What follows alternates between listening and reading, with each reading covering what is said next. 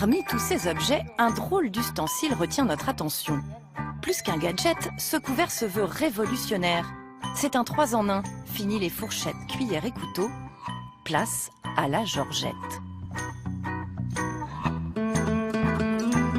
C'est dans la campagne ariégeoise que son inventeur, Jean-Louis Orango, nous a donné rendez-vous. Cela fait plus de 20 ans qu'il fabrique des prototypes de son couvert multifonction. En bois, en résine, en bronze. Et il a une passion farfelue, les empreintes d'animaux. C'est d'ailleurs de là que son idée est venue.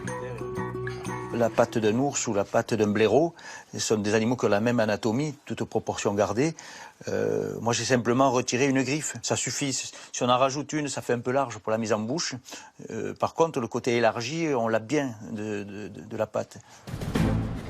Une idée surprenante à laquelle Jean-Louis croit dur comme fer.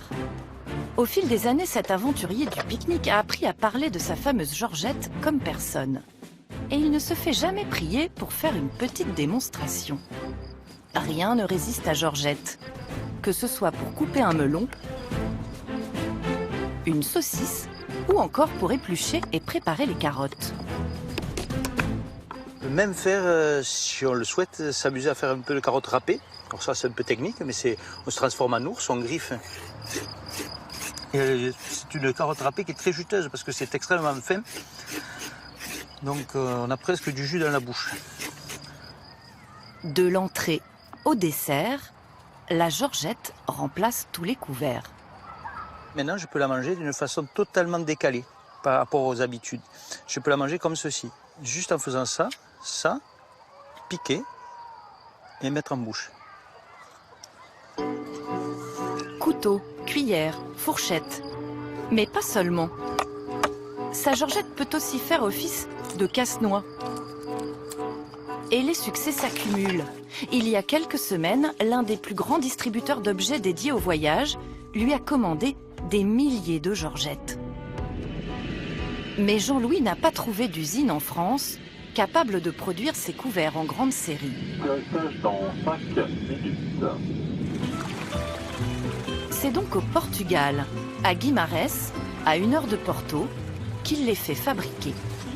Et pour la première fois, il va les découvrir à l'échelle industrielle. L'usine vient d'acheter une toute nouvelle machine spécialement conçue pour sa Georgette. Curieux comme un enfant, Jean-Louis filme tout ce qu'il voit. Après 20 années de recherche et d'efforts, il touche enfin au but et n'en revient pas. Mes enfants vont être contents de voir la fabrication. Je me régale. Quand on voit la distance qui nous sépare entre les années où l'idée est venue et la réalité maintenant de la fabrication, ça fait quelque chose. Je ne peux pas le définir, mais je suis content d'être là. Avec un prix allant de 13 à 66 € selon les modèles, la Georgette part cet été à la conquête du monde. Elle a déjà séduit les plus grands chefs étoilés, comme Alain Ducasse.